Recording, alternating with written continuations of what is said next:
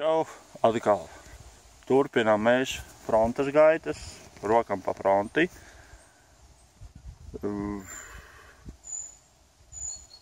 Nevienmēr frontē kaut ko var atrast. Nostaigā dienu un atur tikai pāris čaulītes. Misiņi, jā. Arī tā gadās. Bet šoreiz mēs esam atkolušies atkal katru reizi uz fronti, jautrā kompānijā ar mūsu ierasto brigadieri, vadoni, JM, un ienācu man notika uz lauka nelaime, salūza lāpsta, ielūza. Tā kā uz lauki mālains un rakt, man ar šito lāpstu pašsaprotiet, kā ienāca tāda mežiņa. Nekāda, tāda draņķiga. Nu, mans signāls bija, skatieties, kungi, te pat zemes kujām man ir ķiverīte. Ķiverīte man, jā. Vārds vēl pie tā.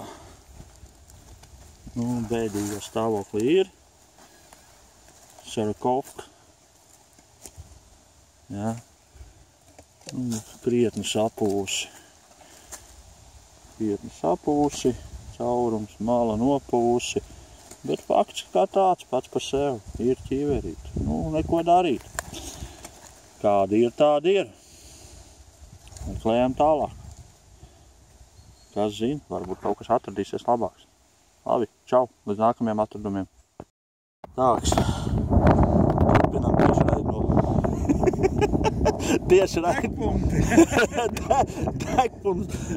Turpinām tiešraidi no frontes. Bija man signāls. Apsastura, lūk. Kaste minmetēji izrak cilvēks. Pagāja vēl 1,4 m slabs signāls, diezgan padziļi, tad 60 cm dziļumā. Un izlīda man, skatieties, kungi, izlīda man. 2 deutschen Soldaten Cepuren un sahranā. Krāsa virsū daudz. Jau neskābētāji var redzēt. Pa dekālu nemākam pateikt. Elektriķis, nē, nu tagad jauns nosaukums. Nav elektriķi, bet ir opeļisti.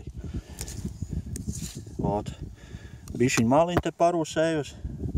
Bet huiņāvelīns. Otrā ķivere šodien. Pirmā bija M40, šitā M42. Labi, meklējam tālāk.